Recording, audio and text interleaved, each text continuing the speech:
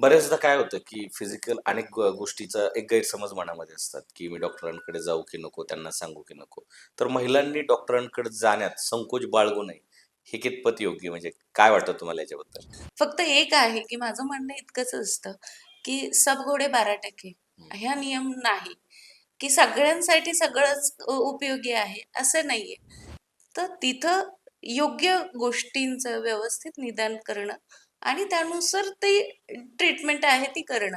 प्रत्येक वेळेला म्हणजे अशी एक भीती पण असते, की डॉक्टरांकडे गेलं की खूप सारं बिल होईल, खूप सारी औषधं दिली जातील आणि बरेचसे रिस्ट्रिक्शन येतील. मग हे पथ्य सांगतील, ते का खाऊ नका, हे करू नका, हे सगळं सांगतील आणि मग हे करायलाच नको किंवा त्यांच्याकडे जायलाच नको. किंवा काही जणींना तर अशी भीती असते, की म्हणजे आमच्याकडे ज्यावेळेला थायरॉइडचे पेशंट येतात ना, तर पाहायला मिळत नाही, की ही लक्षणं साधारणतः दिसत असतात 3-4 वर्षापासून.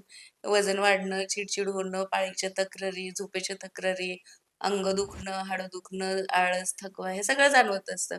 मग तुम्ही आत्तापर्यंत तपासणी का केली नाही? तर असं असतं, की नाही तपासणी केली आणि त्यात थायरॉइड निघाला तर मला भीती वाटत होती म्हणून मी तपासणी नाही केली. बरोबर. असं होतं. पण ही भीती पुढे जाऊन त्रास देते ना. मग ही मधली जे 2 वर्ष, 3 वर्ष जी वाया गेली, की तपासणी विना आपण अनडायग्नोस्ड राहिलो, तर त्याच्यामध्ये शरीराची किती हानी झाली. त्यापेक्षा तपासणी केली असती, त्याच्यावरती योग्य वेळी, योग्य वेळेत उपचार केले असते, तर केव्हाच त्यातून बाहेर पण पडलं असतं.